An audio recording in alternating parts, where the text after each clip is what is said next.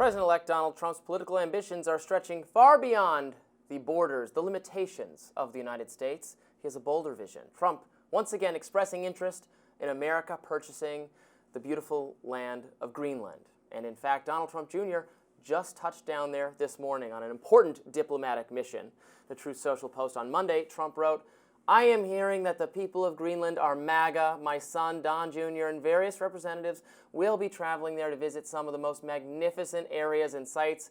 Greenland is an incredible place, and the people will benefit tremendously if and when it becomes part of our nation. We will protect it and cherish it from a very vicious outside world. Make Greenland great again." Trump also included a clip of a man apparently from Greenland saying he would like for the island to become a part of the US. Here he is. Okay. So, like, if you could tell Trump anything, what would it be? Buy us. Buy Greenland? Buy Greenland. Why do you want Trump to buy Greenland? Because we don't want to be colonized by Danish government anymore.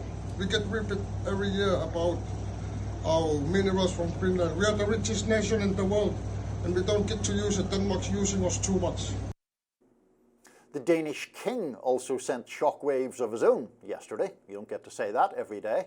The king decided to change the royal coat of arms, which now features Greenland and the Faroe Islands more prominently. King Frederik has explicitly stated he wants Greenland to remain part of Denmark's kingdom. Many on X are in support of the biggest island in the world becoming a part of America.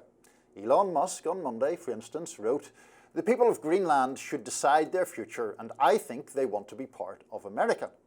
Author Richard Hanania also chimed in, writing, "Elon Musk's wealth is higher than the entire yearly GDP of Denmark. 50% of Greenland's budget is subsidized by Denmark. But if we want to buy the loyalty of the people, there's no way they can win a bidding war."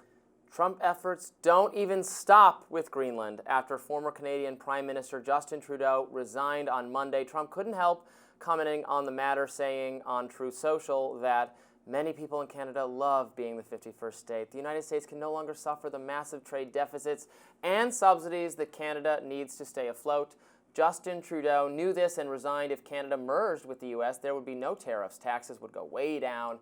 They would be totally secure from the threat of the Russian and Chinese ships that are constantly surrounding them. Together, what a great nation it would be. And Niall, Donald Trump's love for the American people is so broad and so wide that it transcends the physical boundaries of our country, and he now wants to scoop up our Canadian and Greenish, I don't know what we call Greenlanders. Greenlanders into his loving embrace. So we have one big, happy MAGA country. It's just, I'm bringing a tear to my eyes.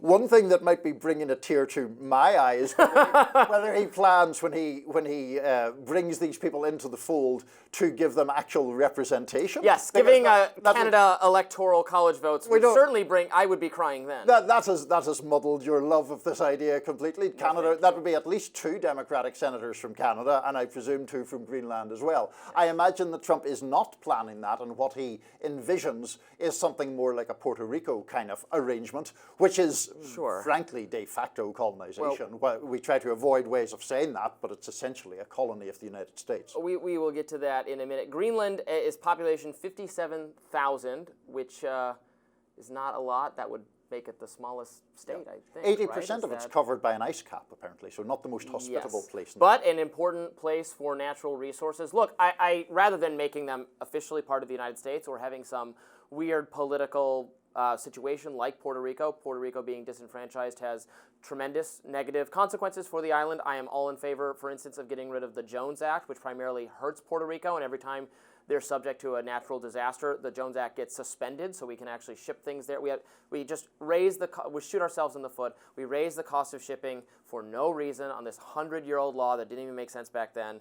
I've invaded against it many times. This is an area usually where left and right find common ground when it's discussed here. Self-governance for Puerto Rico, for Canada, for Greenland, fine, but good trading partnerships would be great. We want to cooperate with Greenland, benefit from what they have to offer, and have trading arrangements. And I would be all for stronger ties between the people of Greenland and the United States. And so I support. I think the idea of actually making them state is a little bit tongue-in-cheek, because it's a little bit of a joke, but But stronger ties between us is great, and I'm glad Donald Trump is talking about it. So Trump tends to talk about it in a very Trumpy way, which of course sets off a furor. And I read it in a its own. Trumpy way. You did. I thought you were going to go full-blown into an impersonation, but you held It's yourself my back quasi-impersonation, slightly. yes. It's impersonation adjacent, I would say. But look, there is I can see, of course, the funny and kind of simplistic side of the way Trump goes about these things. There is obviously a much more serious debate to be had about foreign influence, Chinese influence, and Chinese sort of expansionism of its interest in many of these places. To be fair to Trump, I mean, Harry Truman, back in his day, had some suggestion about whether the United States should ultimately take over or acquire or have greater influence over Greenland. There is already a very large United States military base on the island. Look, it's up to the people of Greenland to decide. They are part of the Kingdom of Denmark, Right. but they're a semi-autonomous territory.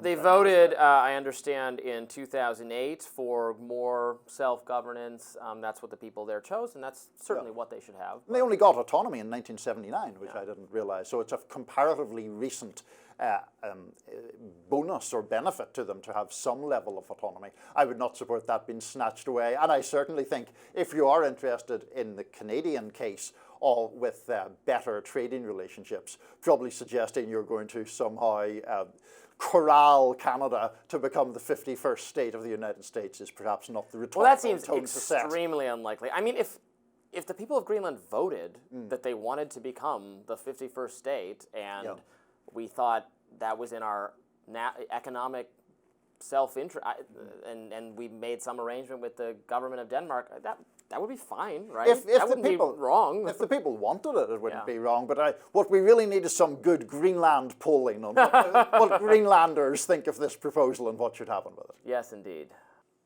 More Rising right after this.